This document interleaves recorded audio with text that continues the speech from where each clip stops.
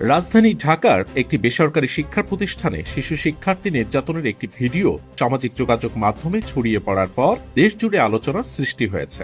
Viral হওয়া CCTV ফুটেজে দেখা যায় একটি ছোট শিশুকে ক্লাসরুম থেকে আলাদা একটি কক্ষে নিয়ে যাওয়া হয়। এরপর সেখানে শিশুটির সঙ্গে শারীরিক ও মানসিকভাবে নির্যাতনের ঘটনা ঘটে।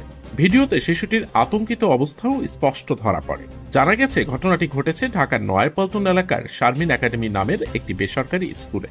নির্যাতনের শিকার শিশুটি ওই স্কুলের প্রি প্লে শ্রেণীর শিক্ষার্থী। ভিডিওটি সামাজিক যোগাযোগ মাধ্যমে ছড়িয়ে পড়ার পরপরই বিষয়টি নিয়ে ব্যাপক প্রতিক্রিয়া দেখা যায়। অভিভাবক ও সাধারণ মানুষ প্রশ্ন তুলছেন, একটি শিক্ষা প্রতিষ্ঠানে যেখানে শিশুদের সবচেয়ে নিরাপদ থাকার কথা, সেখানে এমন ঘটনা কিভাবে ঘটে? ঘটনার পর শিশুটির পরিবার পল্টন থানায় একটি মামলা দায়ের করে।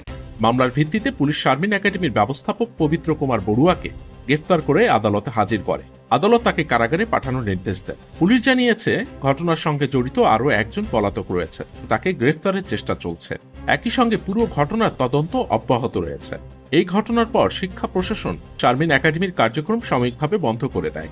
সংশ্লিষ্ট কর্তৃপক্ষ জানিয়েছে তদন্ত শেষে দায়ীদের বিরুদ্ধে আইন অনুযায়ী ব্যবস্থা নেওয়া হবে।